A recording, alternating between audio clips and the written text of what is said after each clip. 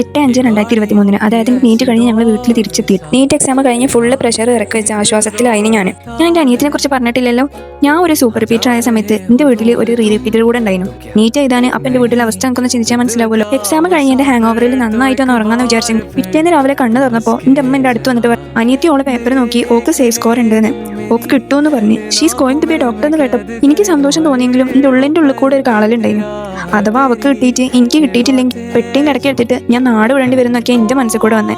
Actually comparison is thief of Joy, especially when it's about your own future. അങ്ങനല്ലേ? എൻ്റെ അമ്മയും അനിയത്തിയും മാർക്ക് നോക്കാൻ പറഞ്ഞ് നിർബന്ധിച്ചപ്പോൾ ഞാനിപ്പോൾ ഒന്നും നോക്കണില്ല എന്ന് പറഞ്ഞ് ഞാൻ ഉറങ്ങിയ പോലെ കുറച്ചു നേരം കൂടി ബെഡ് കിടന്നു. മെല്ലെ എന്താ ഒരു ചെയ്യണേന്ന് തിരിഞ്ഞു നോക്കിയപ്പോൾ അതാ എൻ്റെ അമ്മയും അനിയത്തി എൻ്റെ പേപ്പർ ചെക്ക് ആക്കണം. ഇനി എന്ത് വന്നാലും നേരിടാന്ന് വിചാരിച്ച് ഞാൻ എൻ്റെ മനസ്സിന് അപ്പോൾ ഫുൾ സപ്പോർട്ട് കൊടുക്കുകയാണ്.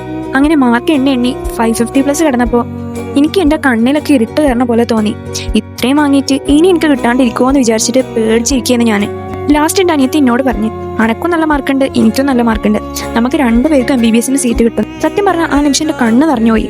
പറയാൻ പറ്റാത്തത്ര സന്തോഷം ഉണ്ടായി എനിക്ക്. ഇന്നിപ്പോൾ ഞാനും എൻ്റെ അനിയത്തി 3rd ഇയർ MBBS സ്റ്റുഡൻസ് ആണ്. ഞാൻ ഗവൺമെന്റ് തിരുവണ്ണാമല മെഡിക്കൽ കോളേജിലും അവൾ ഗവൺമെന്റ് തിരുവാരൂർ മെഡിക്കൽ കോളേജിലും. Waiting for A miracle is hard, but working for it and finally seeing it happen, that hits different, അല്ലേ?